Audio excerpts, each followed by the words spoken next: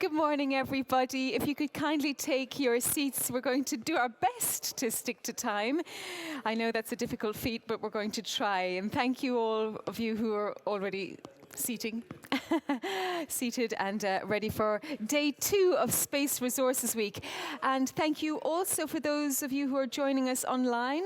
I believe we're online. I can't see a red light, but I'm hoping we're online. Wonderful. Fantastic. So welcome to those of you who are joining us from around the world online, and welcome to those of you who are here. Day 2 of the 4th edition of Space Resources Week, and I know that some of you are new today and you weren't here yesterday. We had a very, very full schedule yesterday, and we're so glad that you can be here, present and online, joining us. Just to remind you, it's organised by the European Space Resources Innovation Centre, ESRIC, in collaboration with the European Space Agency, the Luxembourg Space Agency, and LIST, the Luxembourg Institute of Science and Technology. My name is Lisa Burke. Very, very happy to be your host once more. I always look forward to this event. I think you're an absolutely fabulous community of hugely humble, massive intelligence. Just a few housekeeping points from me, as with yesterday, but one major change is for the questions, and we're hoping to have time for questions because I think that's the most interactive and fun part for all of you watching online and here present too.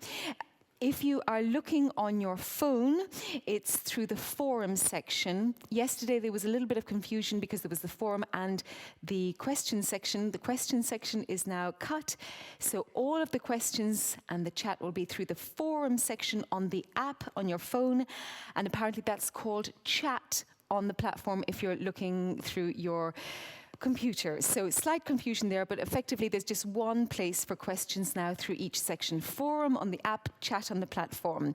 We still have the poster competition. We had fantastic talks, short talks from our poster people yesterday. You can view them online and outside in the foyer. And please do vote for your favorite poster because the winner will receive a lovely prize. And I must also say thank you to the partners. Enjoy their presentations as well. They've got some presentations out in the foyer and online also. So the partners are Gradel, Offworld, Redwire, S&T, and Mission Control. And of course, you can all network here present over food and online too. So, with all of that, I must now say thank you to Abigail Calzada-Diaz, who is a Research and Technology Associate at ESRIC, who has put together quite a number of these sessions. If you'd like to stand up, Abigail, and make yourself known to those of you who don't know you, a big wave from Abigail. And this first section is the circular economy for commercial sustainability. And with that, I'd very much like to invite Lari Cujko to join me on stage. He has got a long talk, but it's not just him. He's going to also welcome some of the startups. And he's going to talk about ESRIC Startup Support Program.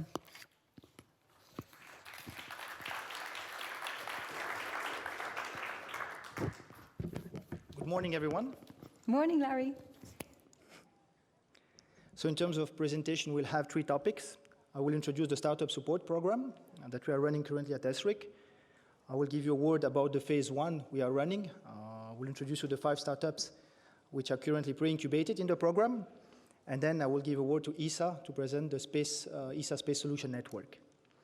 So what we are doing right now, it's more or less what Catherine, our CEO, has expressed yesterday. We have 4 pillars at ESRIC. I'm focusing the startup support program is the business parts. We are working for the incubation, creating partnerships with companies, identifying the best startups in the space resources fields.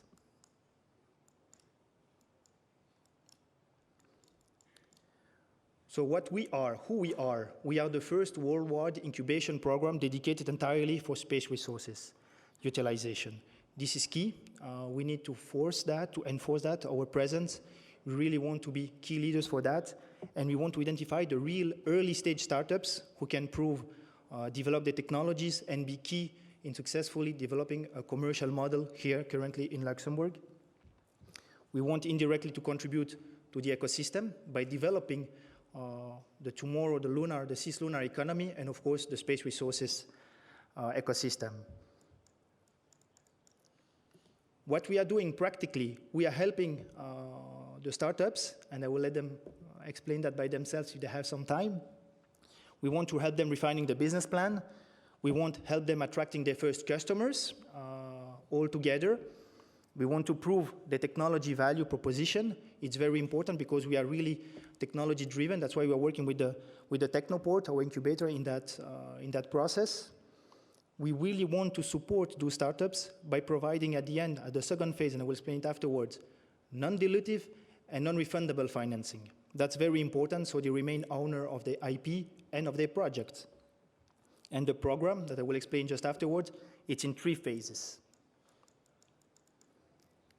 Just a word about the incubation program. We are running it.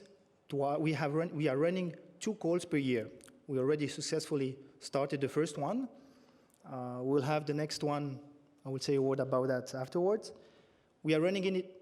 Each call for application, we are running it in 3 phases. Phase 1, what we call a pre-incubation program, in 3 months. Then the 5 selected startups will get incubated. I mean, one of the 5 startups will get incubated for 24 months with funding opportunities. And then there is an optional phase, the phase 3, where they can get an additional incubation, what we call post-incubation, for a maximum of 36 months. And of course, we are trying to attracting space resources, early stage ventures dedicated for space resources. This is key element. We are not targeting space, but really space resources companies, which have terrestrial, of course, applications and or space applications. As I said, the key element that you have to remember at the end, it's a 3-phase program. The first one, we select 5 startups which are pre-incubated. Out of those one will be selected for the phase 2 for 24 months. It's up to 24 months. And that one will have the option to get into an additional phase to be incubated at the Technoport for 36 months. What we are trying to do, more or less, this is a summary here.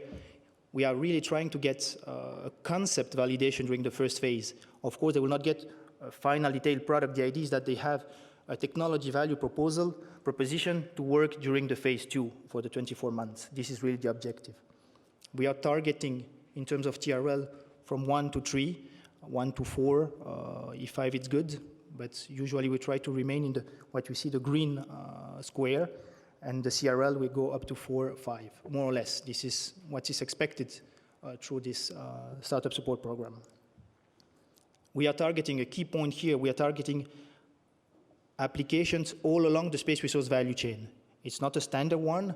It can evolve, of course, but the idea is to have a focus currently, at least in Luxembourg, on the prospecting part. That's where we have some capabilities, but we're accepting application all along there. And I think the startup, when they will present their project, you will be quite impressed by seeing what they are doing all along the space resource value chain. This is really key today. A summary regarding the first call we had. We have received 33 applications all around the world. 17 countries applied to the program. I will show a map afterwards. It's very interesting for us today and for you, if you are interested in looking for opportunities in the space resource field. 48% were technology owners. This is a key element. You have to come with a concept, with an idea, and of course, during the program, we elaborate with you, with our experts from ESA, from LIST, from ESRIC, and from ESA. 15 were selected to pitch, and 5 of the best are here today. One is in remote, from Poland, and he will be there with us. So the companies, there is one from US, Astroport. There is one from Luxembourg, Anisoprint. One project from Switzerland, Adventures Interstellar. One from Germany, Orbit Recycling. And one from Poland. He will join remotely. So this is the name of the company. Astroport is focusing on lunar landing pads for safe landing on the moon. Adventures Interstellar from Switzerland. They are building ultra-low-cost customizable interplanetary landers. Anisoprint from Luxembourg is a 3D printing for space.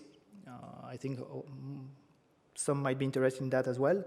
4 Point from Poland. It's autonomous transport system on the moon. And then Orbit Recycling, which is extracting metals from orbital space debris on the moon. and all, of course, are targeting the moon. This is the key element today. I think that right now the best is to let them present the concept, their projects. It's very important. So the 5 of them are here. Please, maybe let's welcome Sam Jimenez from US right now, who will introduce Astroport Space Technology.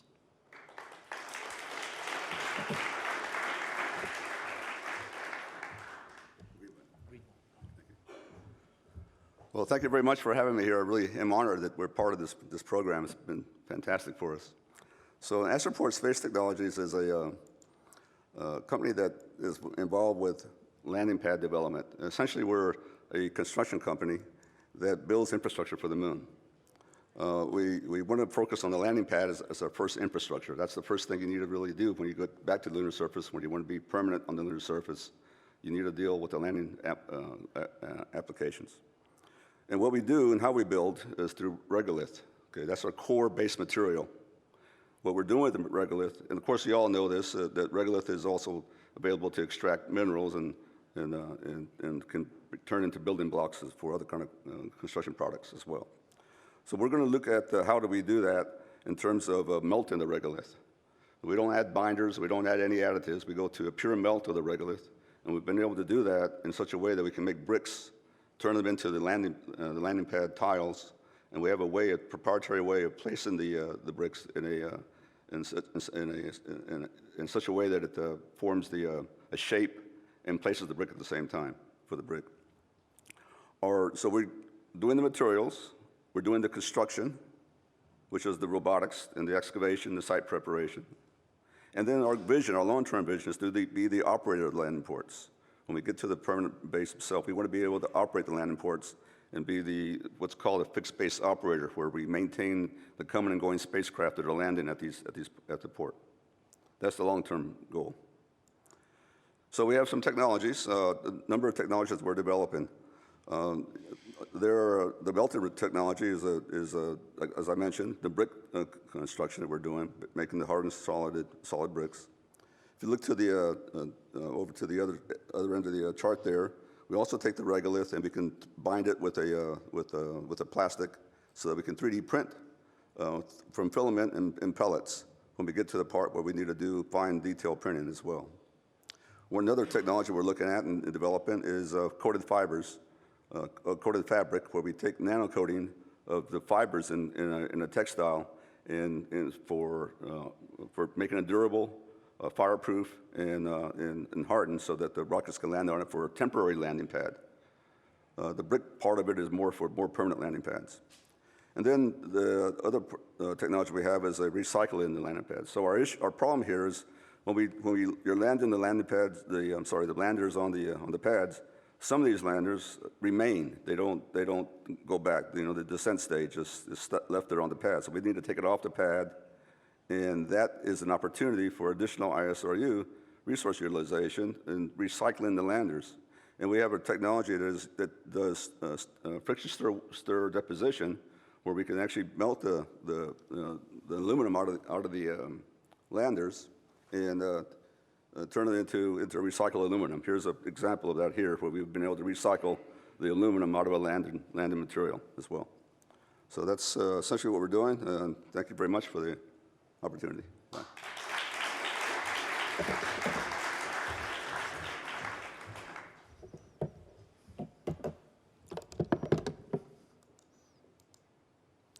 So Thomas from Adventures Interstellar from Switzerland, welcome on stage.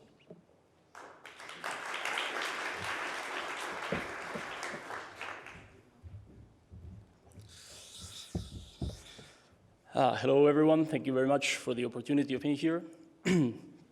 I am going to introduce the work we've been carrying out in the context of Adventures Interstellar. Our purpose is to build and to boost an affordable commercialization of outer space. For that, we heard yesterday how important it is to find the necessary resources on site, starting by the fuels we will use, the water we will drink, and the air we will breathe on the moon. Leading private companies, as we see them, are focused on economizing launch costs. We propose tackling payload budget development. by introducing our unparalleled landing system. Why? Because we believe that it's important to engage more people, more organizations, more countries on the space resource value chain, and to give them the opportunity to actively participate. Our ultra-low-cost, customizable T-octa landers are based on the tensegrity technology. These versatile structures are prepared to withstand impacts and will render complicated topographies such as craters and lava tubes accessible for prospecting and exploration. They are compatible with a wide array of payloads, and they offer the revolutionary possibility of integrating the functions of both a lander and a rover. Thus, they have locomotion. The multiple probe missions we envision will also drastically reduce the unitary cost of placing a lander and instruments on other celestial bodies. Basically, our approach is different. We aim to achieve more with less. Less mass to deploy more instruments. Less time to gather more data. And in all, less efforts to achieve our objectives. By establishing networks of antennas, for example, we would support connectivity and enable the industrial efficiency that is necessary to sustainably profit from the in-situ resource utilization. As I said, the unitary cost on Mars of our system is inferior to that of a CubeSat on low Earth orbit. And this reduced economic effort will spur growth for those actors that are right now excluded from the space resource value chain. Thus, we will trigger the true democratization of space. With that, I reached the end of our presentation, and I thank you very much for your attention and the opportunity again.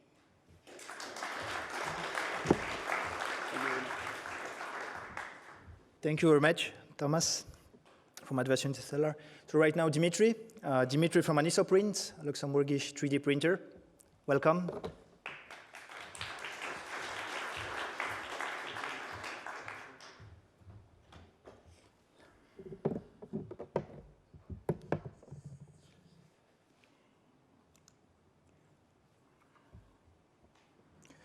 Good morning, ladies and gentlemen. Thanks, ESRIC, for a great opportunity to speak at the conference.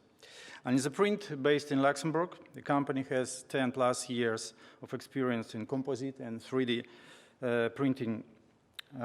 printers manufacturing from desktop to industrial. It's a commercial product. We sell printers to customers.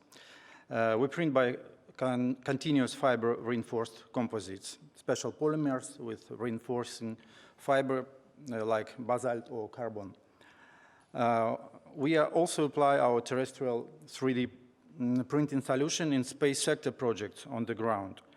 As a couple of examples, we printed a full suspension to a lunar rover prototype, and we printed CubeSat frames. Using our existing technology, we are developing now a 3D printer that will be working in microgravity. Sustained and permanent presence on the moon raises some problems like dependence on the supply and spare parts and the components, but customer needs to get spare parts here and now. As our solution, we propose 3D printer for lunar gravity that prints parts on demand and on site. Anisoprint will contribute to the value chain for space resource utilization at the stage of exploration, extraction, transportation, and processing of lunar resources, reliable, fast, and affordable, by printing components, spare parts, and tools on demand and on site. Our upcoming steps this summer, validation of 3D printer prototype aboard 0G plane. Next year, 3D printer prototype demonstration in a space environment aboard of ISS or other orbital platform. And one more thing, I brought something to show you. Something tangible, something we have already done. And in confirmation of our technical capability, what you see is a standard CubeSat 1U. It's a frame fully printed on our 3D printer and with composite materials. So this exists, and we can do it. That's all. Thank you.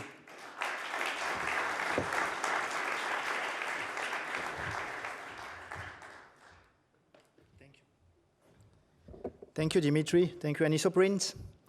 So the next one is Marek Wilguki. He will be joining in remote. He's not present with us. He's in Poland. Okay, just let me know when you want to continue. Okay, good morning, everyone. Thank you for opportunity. And Lari, if I can ask you to show the slides, the best will be next one.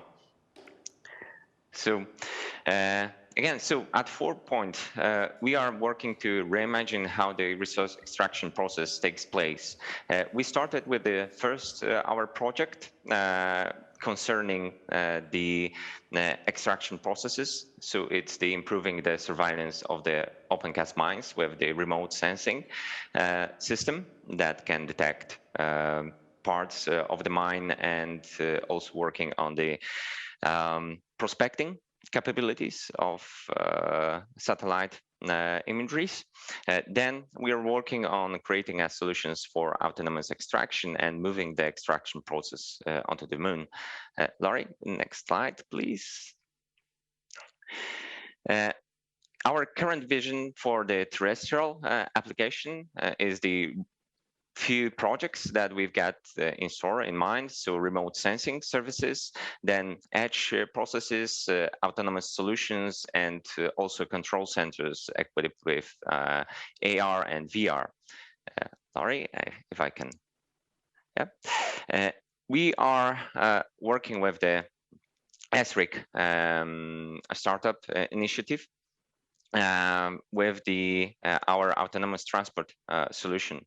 But together with the remote sensing services and space extraction, we will be delivering across the space resource value chain in this prospecting and extraction, and also on the robotic systems. Lari, if I can ask you. And the project we are running with ESRIC is the autonomous transport platform. Basically, we want to deliver tools for extraction and also means of getting the dirt from one part to the another. Yeah. And the last one, so we'll be happy to talk with you about our ideas, and thank you for the opportunity once again.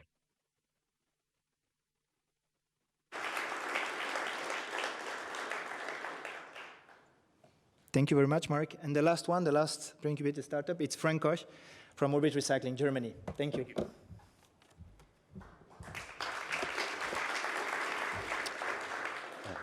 Good morning, and thank you for showing up today, either online or on site. So I'm Frank Koch from Orbit Recycling, and we focus on the most accessible space resources today, space debris. So if we drill down in the opportunity here, space industry today is mainly a linear industry. So we produce, we use, and then we throw it away. But everybody knows that only a circular economy is sustainable in the future. Now, to be honest, we don't even have this on Earth, so we're in the middle in between, and Orbit Recycling helps you in this transition phase, in this recycling economy. If you drill down a little bit in details, so today, Orbit Recycling is mainly a consultancy company. We help you to identify the value of your space resource you never thought about so far, right? The secondary life of it. But in the future, we want to become a real recycling company, where we work with industry partners for a moon transit service. So we remove the debris from the orbit to the moon for the recycling phase. We have developed a soft landing concept where we work with industry partners together to bring down your resources in our deposit landing zones, where we store it until later on usage, where we work again with industry players to recover these items for our main service we provide, the recycling and processing technology. For this, I have later on a session just before lunch where I drill down in more details, but we use regolith as a mold, and we do metal casting directly in that regolith mold. And in my hand, there's a small wall segment, the larger one I couldn't bring to stage, which shows what's possible here. Our timeline is aligned with the classical lunar activities. We have a precursor mission starting this year, hopefully on the Ariane 6 maiden flight with our partner PTS. With the Lunar Gateway, we hope we have the surface activities running to show on site what's possible with this casting technology. And then later on, when there is a lunar ground station, our technology should be mature enough to support that ground station with construction materials. We have a pretty large partner network of renowned industries, research, and university partners. And with this, I end up the short presentation and remind you about the longer one later on before lunch. Thank you so much.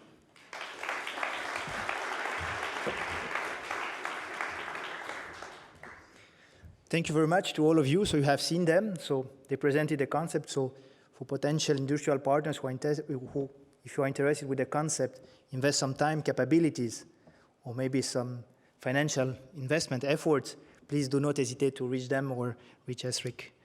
Maybe just give a word to Niels Cornelis from ESA Space Solution, just to introduce some elements of the network. You can come on stage, please. Thank you.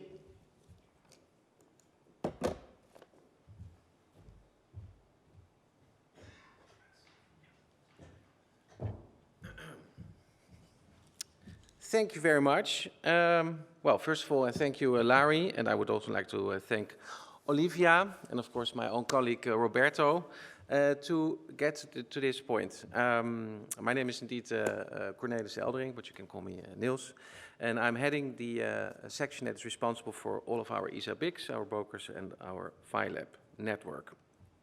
But most of all, I like to congratulate, of course, our first cohort of startups, because you are maybe the most important element in this, because the first cohort is always the most important one, because that's how we get things going in terms of incubation, in terms of startups.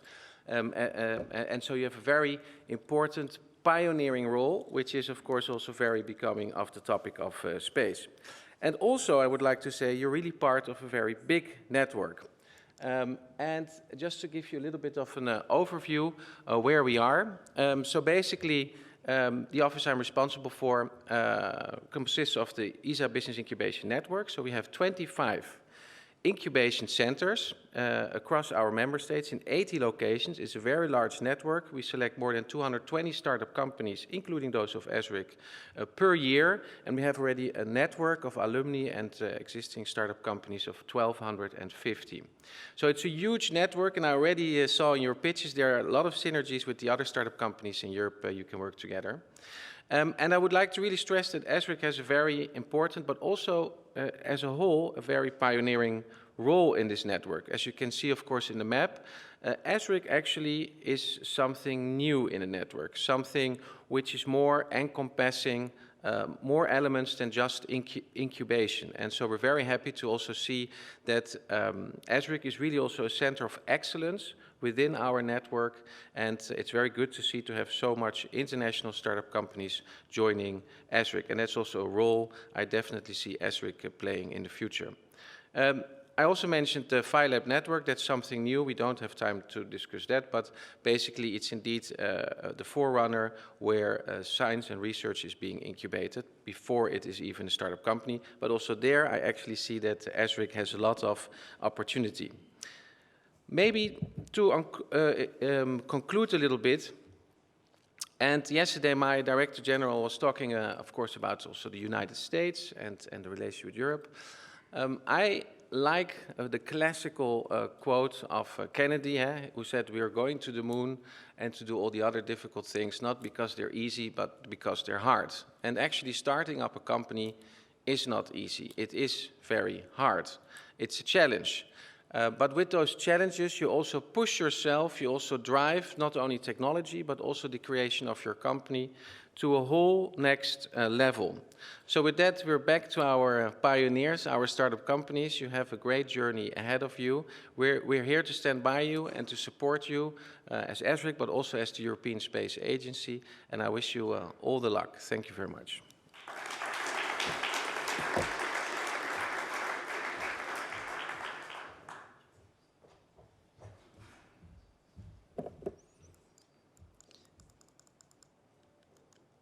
Thank you very much, Niels, and again to all of you. So to conclude, as I mentioned, we are running 2 calls for applications on a yearly basis. So stay tuned because we are opening soon. Let's say we don't have yet a precise, clear date, but follow us, stay tuned, follow the website and social medias, of course. We will announce it very soon. As you have seen as well, there are applications from all around the world. So people from US, China, everywhere. Ladies and gentlemen, please do not hesitate. If you have an idea, a concept, do not hesitate. And I just want to conclude by thanking very much Abigail for the organization and all the team from ESRIC, from Lise, from ESA, and all the supporting team from the IT staff. Thank you very much.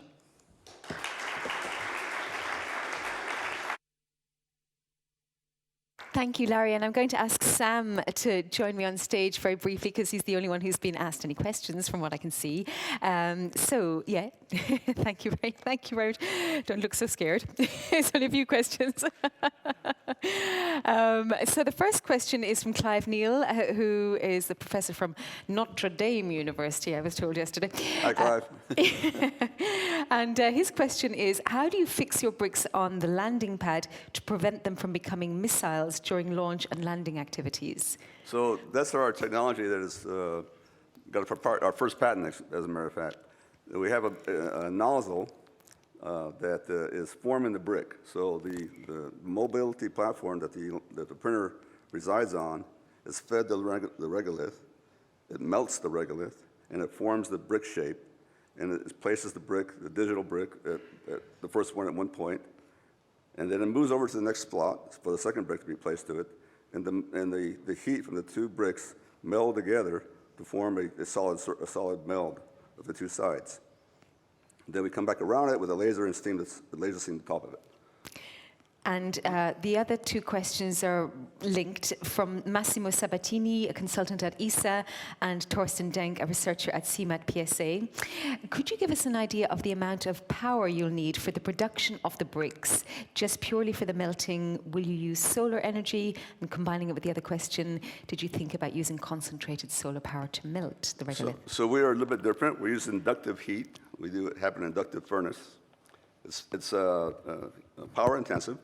The total concept for the construction and the energy required to make the pad is around 40 kilowatts of power. Thank you very much. That's it. Not too bad.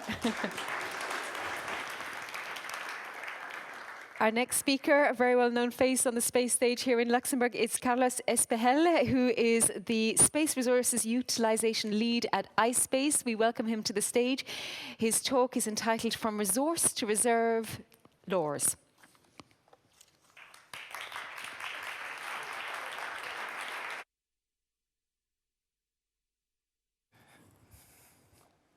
Thank you, Lisa, for the introduction. There we go. Good morning, everyone, and it is a pleasure, as always, to be part of the Space Resources Week, now for the 3rd consecutive year. And I just would like to take the chance to say congratulations to ESRIC and all partners for this event that keeps getting bigger and better. Now, as it is a tradition now from my part, I will be sharing with you about LORS, the Lunar Ore Reserve Standards, but this time I will be doing it a bit different. So I will be sharing with you potentially one of the most famous stories in the mining industry, and from there how the standards were created. Then I'm going to share with you 2 fictitious stories of 2 space resources companies that go to the moon, and they start operating without standards. All right? And then from there, I will be sharing with you the next steps on LORS. All right.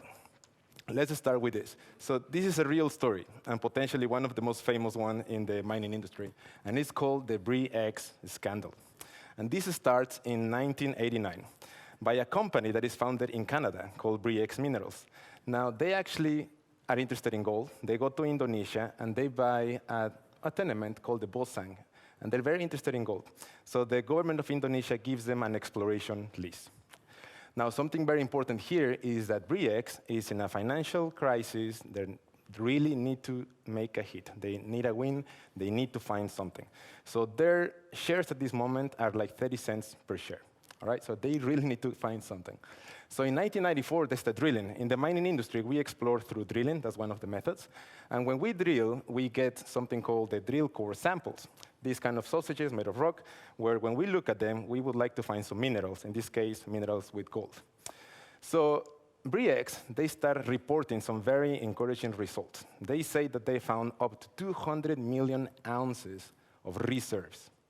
Now, so you guys have an idea, this is like 20 times the normal size of a gold mine. So this is a huge, it's a monster gold mine. So, however, they did not really find gold, but they needed to discover something. So they use a technique called salting, right? So what they did on the samples, they actually grabbed some real gold from jewelry and alluvial gold from the rivers, and they put it on the samples, right? So what happened, they inflated the market, and their shares went from 30 cents to $300 per share. Suddenly, the company was valued $6 billion, all right? And what happened next? The government of Indonesia goes like, oh, that's a really big deposit. And they go like, you know what, briex, you didn't really apply for a mining permit, so we're going to have to revoke your exploration permit. But in return, government take 40%, briex keeps 45%, Freeport, which is another Canadian mining company, takes 15%. Now, from here in 1997, now the new stakeholders, the new mining company and the government, of course, they need to check the data. So when they start checking the data, of course, it's not there, right?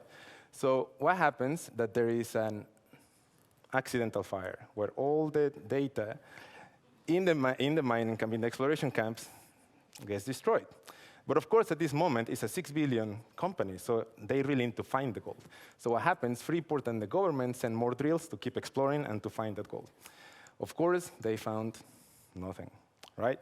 So from here, what happens, so the reports came back saying there were no resources. So what happens next, there's an helicopter accident. The head of geology, or the geologist, apparently jumped off the helicopter or was jumped.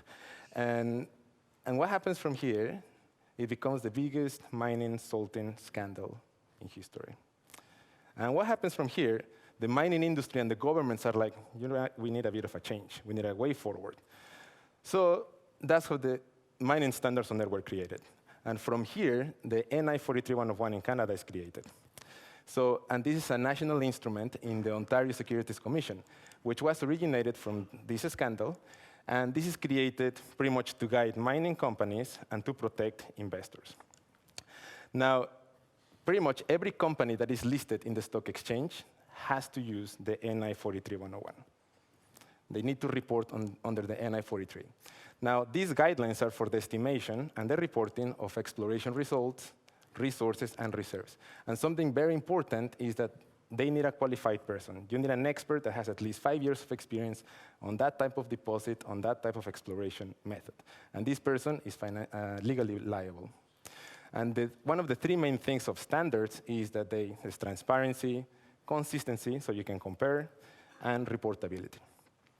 Now, from here, we got the NI 43-101 from Canada. There's another more standards on Earth.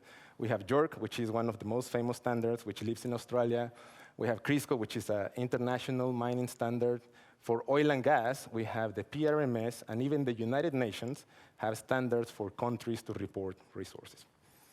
So this is a bit of a quick summary on how standards were created and which are the standards on Earth. Now, how does this transfer to space resources? But for this, I would like to now share with you two fictitious stories, all right? So two space resources exploration companies that go to the moon, but there's no standards yet. All right, so exploration company, fictitious one, A. It's founded in 2020 as Lunar Exploration Company A. They look at some neutron spectrometry data from NASA, and they find that they would like to go and explore in the south pole of the moon to look for a potential H2O. They raise funding, and they raise enough funding to go and map the south pole to confirm some data. Now, from here, something interesting. They do not really ask for a permission to operate under any space resources law. They just don't do it. And they start reporting some encouraging results. They say that they find anything from 10 to 20 billion tons of H2O reserves, right? Of course, it looks very attractive. So the shares of this company suddenly go up because, oh, they found 20 billion tons of H2O reserves. However, something very important for us in this industry, is that on the moon and on space, we're going to be using a lot of remote sensing instruments. So we will not really have the opportunity to bring samples back at the beginning and look at them in the labs. So everything's going to be data. So in this example, company A, they did not really find H2O. So what do? They use the technique of salting, right? And they manipulate a bit of the data. They do it in a realistic way. So when you graph it, they look, oh, yeah, there's H2O in there, right? OK, and because of this, only some data is available. All right, so now let's have a look at the other company, company B, which is established at the same time in parallel, 2020, EXCO B, and they also look at the data from NASA, from the neutron spectrometer, and they look at the South Pole, but in this case, they raise money to send a rover. And this rover will have a drill to drill at 1 meter in depth, but they actually follow the state of the art, and they ask for an exploration or a permit to operate under a space resources law under Nation B. So they do the right thing. All right, and they start reporting some realistic results. They take some surface samples, some drilling samples, and they find, that there is anything between 1 and 10 million tons of potential resources, hydrogen, HO. But they start to report some realistic results. But again, this is data, right? And all the data is properly stored, is transparent, is available. It's out there. OK, now let's have a look at a quick summary of the two companies. But let's remember that there's no standards yet. So they're just reporting in the best way. All right, so if we look at them, we have company A. They say they have up to 20 billion tons of H2O reserves. Some of the data is available. They have not really a permit to operate. And they say they have a medium to high resolution. Now, the next company, they say they have anything from 1 to 10 million tons of HO, potential resources. All the data is available. They have a permit to operate under Nation B. And they say that the resolution is high to medium. So in this case, very simplistically, the investors will have to use these to make a choice where to invest. And it's more by feeling, if you like. OK, now, what will happen for the first company, all right, company A, if they continue operating like this with no ISRU standards? So let's have a look again at company A, the one that had the orbiter and that they sold the data, all right, and they continue operating. That's 2024. So they continue operating in 2025. The Nation A gives them a permit to operate under a space resources law, but they say, well, we'll take 40% of your company. We'll give 15% to another company. But now this other company and the government, of course, will like to have a look at the data. And then in 2026, there is an accidental fire, right? Where all the data gets destroyed. Of course, now company A and Nation A will send a new orbiter to confirm the data, and they do not find hydrogen, right? So what happens is that now we have the biggest space mining salting scandal in history. Of course, let's hope there's no one jumping out of an helicopter in 2030.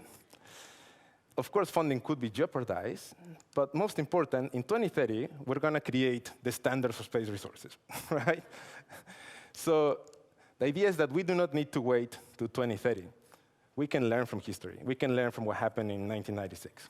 And we can start working on standards now, right? So we, in the space resources industry or field, we have not only the opportunity, we have the responsibility of establish the best practice. That's all, for all of us. So this is how LORS, the Lunar Research Standards, was started in 2018. It is an initiative for from the Luxembourg National Research Fund and ispace, supported by ESA and UNSW. And this is the beginning, the start of standards for space resources for private companies, space agencies, and any entity that would like to explore and use space resources, not only the moon, but planets and asteroids, for scientific and commercial purposes. Now, LORS includes 3 classification systems that we can go through in another time. It includes a glossary of definitions. We all need to agree with the definitions, and I mean we all together as an industry. And then compliance recommendations, really important, ESG, environmental, social, and governance. And of course, LORS is pointing at the experts, at the institutes that are working on this, on all these fields. And guidelines, this is like how to estimate and how to report resources and reserves. Very important, LORS is not started from scratch. It is heavily based on the standards from the mining, oil and gas, and the UN standards, of course. And very important, it has to be independent and inclusive. It's a must. OK, I'm going to share with you one classification system. On the left-hand side, right-hand side for you, at the very bottom, this is geological certainty. At the bottom is really low geological certainty, and at the top, very high geological certainty. How do you improve that certainty? Through exploration. And within exploration, you have prospecting and ground truth exploration. Prospecting is remote sensing, like an orbiter, for instance. Ground truth exploration, sending a rover, drilling, taking ground truth. Now, with this, you have surface exploration targets and in situ exploration targets. In situ, as it says, that's when you go in situ, like underneath, take samples below the surface. Now, through these activities, now you can start classifying your findings. If you're doing some exploration on an orbiter with low geological certainty, then you can call it a speculative region. If you have a bit more certainty on your findings and your data, you can call it a prospective area, but it's still surface. Once you start taking in situ samples beneath the surface, now you can call it inferred resources, all the way to measured resources. In the mining industry, we only start operating once we are in measured resources. And from there, you can transfer to reserves. So reserves is the next step. Has to be economic and technically extractable. Very important, there is the geological discovery test line. If you have not taken any actual samples, like in situ, then that's considered undiscovered resources. You're only getting data from the surface. Once you start getting in situ samples beneath the surface, now you can claim discovered resources. Now, if we look back at our fictitious companies, Company A that said they had 20 billion tons of reserves, in reality, they had only speculative regions. Company B that we have some potential resources, in reality, they were in inferred resources. Now, if we were going to report these two companies on their lores, just very simplistic, Company A, under the reporting, they used classification system 1. They did prospecting through an orbiter. That's an exploration activity. They only took surface exploration targets. And because of the low geological certainty, they can only claim prospective areas, which in return, it's undiscovered resources. Now, on the data, because there is missing data, they're not compliant. And on the ESG, because they're missing a permit to operate, they're also not compliant on the ESG side. Now, for the other company, they also use the first classification system. They did some ground truth through a rover in exploration. They did do in situ exploration targets that were beneath the surface. Because of the geological certainty on that, they can claim inferred resources, which means they have discovered resources, right? On the data, all the data is available and clean. Therefore, they're compliant. Again, very simplistic. And on the ESG, because they do have a permit to operate under space resources law, and they have all the assessments for environmental and social, they're compliant, right? This is very simplistic, but now an investor has a clearer way on how to go about these two companies. And the space mining companies and the space exploration companies now have kind of a map on how to go about it. OK, just to finalize, I would like to give you a really quick update on where LORS is at. But before that, I would like to emphasize that LORS has to be independent, inclusive, which means international. Everyone has to be involved. Collaborative, and it's a living document. Because as we keep changing our technology and improving our knowledge, this will change. So it's a living document. Now, at the moment, there's entities like ILNAS, which is the Luxembourg Institute for Standards, ESRIC, York, and ispace. We have been sitting and thinking what would be the next path forward for LORS. We identify many, and so far we think that one of the most potential options is actually an ISO. Because through ISO, it will stay independent, inclusive, collaborative, and living document. This is what we think so far. But again, this is an invitation for anyone that would like to be part of this group and to work on the standards to please reach out to any of us. And with this, I would like to finish. Thank you.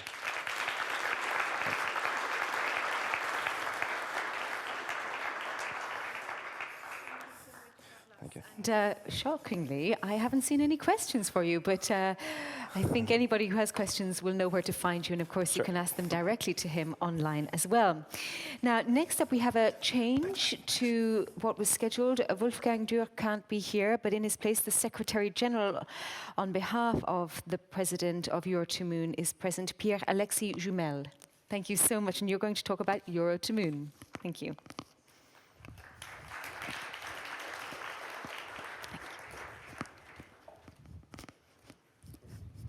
Thank you, everyone. It was a great presentation from Carlos, and I'm really happy also to follow Carlos on stage, because what I'm going to present is also involving ispace. So, good morning, everyone. Very happy to be here this morning on behalf of EurotoMoon to present you this exciting industrial association and initiative we are taking in Europe. So my name is Pierre-Alexis Joumel. I'm working at Airbus, one of the funding partners of EurotoMoon. And I would like to thank LSA, LIST, ESRIC for providing us this opportunity to present this initiative. So as you saw yesterday, you will see today and tomorrow, many technologies are being developed in Europe over the ISRU value chain in terms of mobility, in terms of extraction, in terms of processing, utilization. So everything is being developed. But every one of us here in the room as well is working on a specific part of the value chain. What we try to do through this initiative of EurotoMoon is to show that Europe has the technology to lead the utilization of space resources, and that we need to join forces and collaborate over the value chain. Would you be a space company? Would you be a non-space company, company research center, or so on?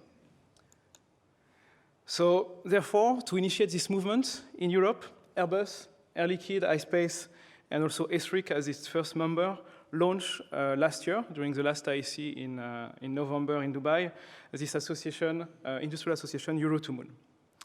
I mentioned the ISRU value chain.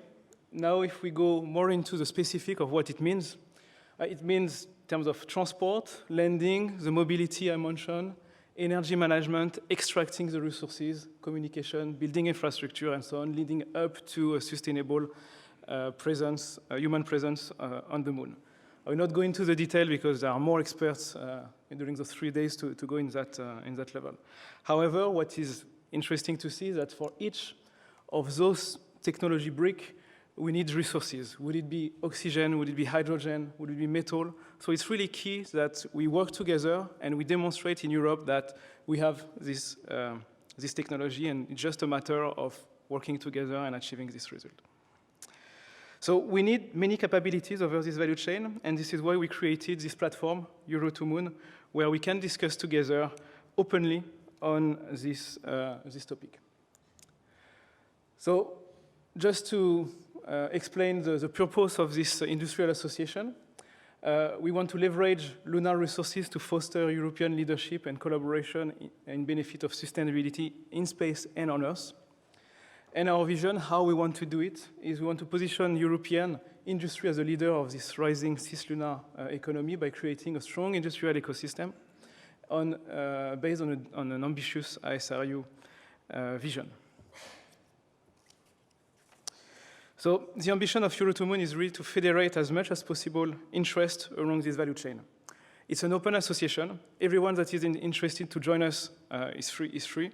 Will it be space, non-space, company, research center, as long as you are based in an ESA member state country.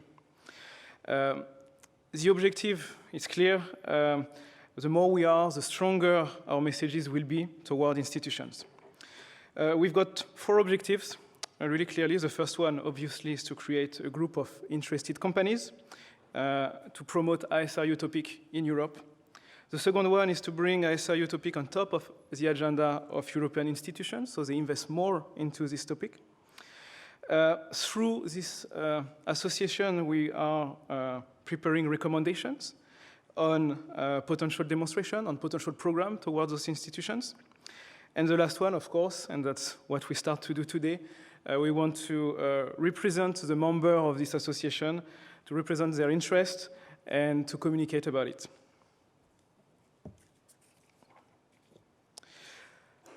we are having a very simple organization in this association. So here it's a snapshot of how we are focusing our effort to start. It's a new association, and from last November.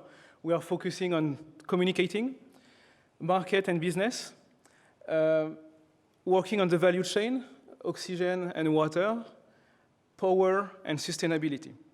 And of course, we can create more working group based on the interest of the new member.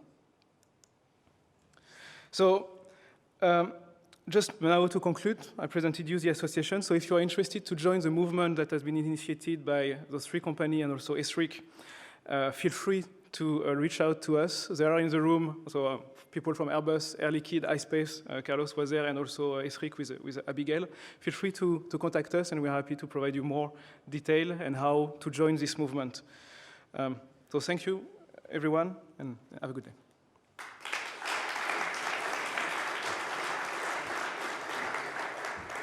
Thank you very much. I haven't seen any questions coming in for you just yet, but it might be the same as with Carlos. Thank you so much. With Carlos, I don't know if you've seen, there are questions coming into you now, along with compliments on your presentation. So you will be able to answer those questions in the chat. And speaking of the chat, I don't know if any of you are having some issues. I can see all of the questions coming in on my computer, but on the phone it's not updating. So there's a small glitch there somehow. I'm not quite sure. So if you want to keep on top of all of the chat, computers seem to be working better. We'll see if we can fix that. Moving on to our next speaker, it's Elena Razzano, who is from TIA, and her talk is entitled The Path Towards Commercial Sustainability. Thank you. Good morning, everyone. My name is Elena Razzano. I work at the European Space Agency in a team called focused on the business applications. And I'm here today to talk to you a little bit about this amazing journey towards the sustainability. So we all know that the journey of space commercial services is quite the same as any other development. So you start from the idea, then you have a concept design phase where you start putting some numbers together of the market. Then you pass to the prototyping, where you check the feasibility from a technical point of view, and you refine your business plan. Then you start the development, you test it with the customers, you validated it, and then finally you get to the commercial phase and rollout. But for space, this can be very long, and sometimes you feel like you're going through the entire history of human evolution one over again, and how you manage this. So on one side, we have a long technical development, but in the meantime, you need to navigate the financial waters and to get to the commercial phase ready and possibly still live. So there's no magic rule, sorry to disappoint. There's no magic bean either. I'm just here to tell you what ESA has planned to do to support companies that want to be commercial in space. So we have set up some tools for this. Let's talk from the, let's say, second step. So we assume you have already your idea, and you want to come to us. We have talked about the market analysis, the business plan, but for space applications like space resources, that's a bit tricky because it's a long way ahead. So it's not easy to understand what's the market right now.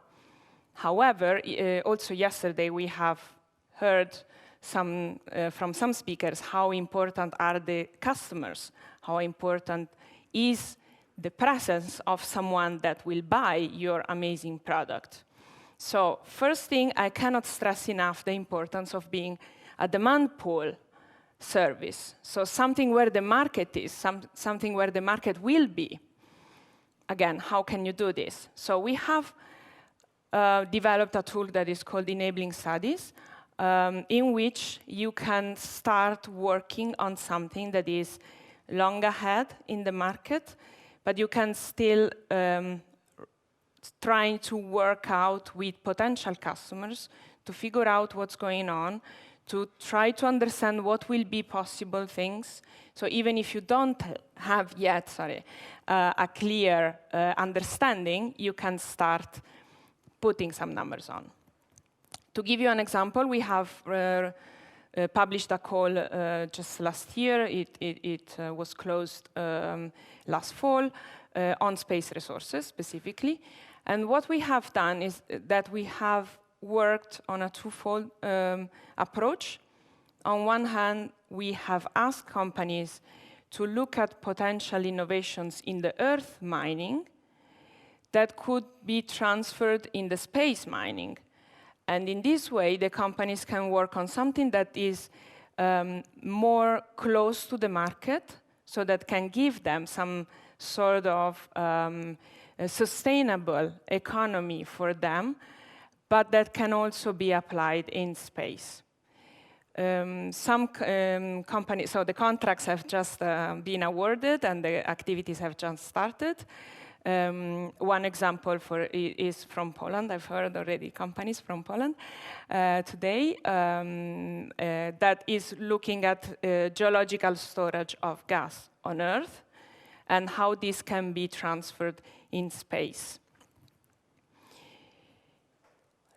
Then there's the prototyping phase. This is a more classic, let's say, tool that ESA has, that are feasibility studies. In this case, we work with the company to really fix the business plan and to structure the critical issues on the technical aspects. And then you can have also a demonstration project, which is another tool to develop the solution, the end-to-end service, and pilot it with a potential customer. We are also working on intermediate steps, because of course we are talking about going to the moon, going to other planets, but that's going to take long. The intermediate step you can do is to go anyway in the low Earth orbit and try working on the microgravity environment, all the environment that you get in space, as a first validation of your technology. You get the extreme conditions already if you are on the ISS. You can test all the different aspects of these environments. You can, of course, experience the microgravity, all the changes that it affects on the physics, on the chemics, etc. So for this, we have developed a specific call for proposal that is named CASE, Commercial Applications Enabled by Space Environments. But we like to say that we help you bring in your case in space. And the journey is more or less the same. So we start from a customer opportunity, a market opportunity. You can work on a feasibility study. The interesting thing is that the demonstration project includes the in-orbit validation. So part of this activity includes the possibility to test and validate and run your work on orbit. This is usually done in partnership with a service provider. That can be an ESA service provider or some other services providers. Indeed, one of the questions is, well, going to space is quite expensive. The access to space, though, is getting more accessible. We have worked. This is an example of the ESA service provider, obviously. But as I said, there are others which are also eligible for our calls. So you can have your, you can do your evaluations and see who can be the best one for you among all the possible ones. And then there is the moon. We have talked so far about the moon. We are going there. There will be first missions, orbiters, the gateway, and more, let's say, futuristic, but like visionary activities on the moon. And for this, ESA is working on a very specific project, which is Moonlight. Moonlight is a new infrastructure to provide communication and navigation services on the moon. The concept is to structure a commercial service provider of these services for the future. Of course, there will be a first phase also with the needs of the governmental institutions. But again, for this, we need to start working right now, because we cannot wait for Moonlight to be there to understand the commercial opportunities that this brings to you all. So we have released a first call for ideas of use cases and commercial applications that has been closed a couple of days ago. We collected 36 ideas. So we'll let you know what will going on. But of course, this is a huge project for ESA, so stay tuned, because in the future, there will be for sure future opportunities. What we offer in the end, we have talked about several things, and okay, what's on the table? So there are funding, of course. We usually get to 50% because we believe in the commercial side of this. So we expect that the companies also put their own skin on the game, as they say. It can go up to 80% under several conditions. Of course, we have exceptions, changes, details. So for any specific questions, just come to me. And we offer the opportunity, of course, of all the ESA support for this. The question is, if you have what it takes to come to us for this commercial application, so again, it's commercial, and if you want to be ready for your future investors after, when you get back to the commercial side. That's all from me. Thank you very much. Here you can find my contacts and also our website, and there's a newsletter. I suggest you to sign up if you want to know more about the future calls that will come on this topic. Thank you again. Thank you so much, Elena. I haven't seen any questions coming in for you yet, but often people are so absorbed with the talks that the questions come in afterwards. So very well. You can respond to anything in the chat. Absolutely. Thank you. Thank you. Thank you, Elena.